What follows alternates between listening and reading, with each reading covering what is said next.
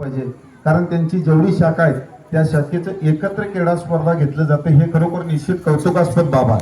कारण प्रत्येक शाळेचं कसं आहे त्या त्या शाळेच्या मर्यादित तेवढंच क्रीडा स्पर्धा घेतली जाते. बाकी शाळेचं तसं नाही. तुमच्या शाळेचं सगळ्या विद्यार्थ्यांना घेऊन जे काय अगदी एकोप्यानं जो काय खेळ खेळला जातोय, खरोखर कालपासून मला ते राहिलं नाही. मी सरांना काल बोललो, 1-2 मिनिटं मला बोलायचं होतं पण काल बोलायचं राहून गेलं. खरोखरच खेळाच्या माध्यमातून जे जिंकलेत त्यांचंही अभिनंदन, जे हरलेत त्यांचंही अभिनंदन. कारण पुढच्या वेळेला येताना आपण जिंकायचं आहे हे इराद्यानं परत आलासला यायचं आहे आपण.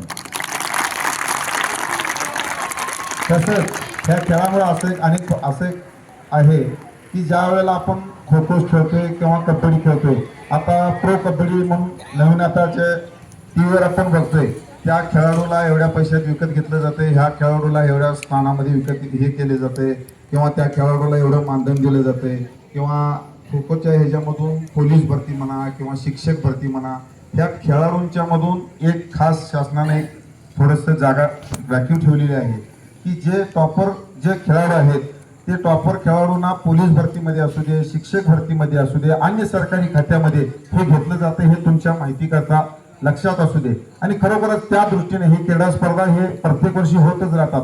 त्याचबरोबर तुम्ही तालुका स्तरीयवर असेल किंवा जिल्हास्तरीय असेल किंवा राज्यस्तरीय असेल किंवा अन्य देशस्तरावर आपलं शाळेचं आणि आपलं नाव उज्ज्वल होण्यासाठी आपण जे काय अथक परिश्रम घेणार आहे हे निश्चित तुम्हाला त्याचं फळ भविष्यात मिळाल्याशिवाय राहणार नाही. खरोखरच आपण इथं आम्हाला बोलवलात आणि येतोच तसा काल भी सन्मान केलात आणि आज भी सन्मान केलात. या शाळेचे मेन जे फाउंडर आहेत मुर्तुजा पटेल सर आमचे गुरुवर आहेत ते, कारण मी त्यांच्या हाताखाली शिकलेला विद्यार्थी आहे त्यांचा, ते माझे गुरु आहेत. त्याचबरोबर त्यांचे बंधुराज आमचे इक्बाल जनाब सर, आमचे मित्र रफिक साहेब अली साहेब, इलियास पटेल, चांद मामा, मजीद पाटील सर, पेरेसाहेब साहेब अली, अन्य सर्व शिक्षक वर्गांनी आम्हाला जो येऊन आम्हाला बोलवून आमचा जो यथोचित सन्मान केला किंवा आमच्या हस्ते जो काल क्रीडा स्पर्धेचं उद्घाटनाचं नारळ फोडायचं काम आपण आम्हाला संधी दिला त्याबद्दल मी माझ्या वतीनं, ग्रामपंचायतच्या वतीनं, ग्रामस्थांच्या वतीनं, आपल्या शाळेच्या कमिटीचा आणि आपल्या सर्व शिक्षकांचं मी आभार मानतो. धन्यवाद. जय हिंद, जय महाराष्ट्र.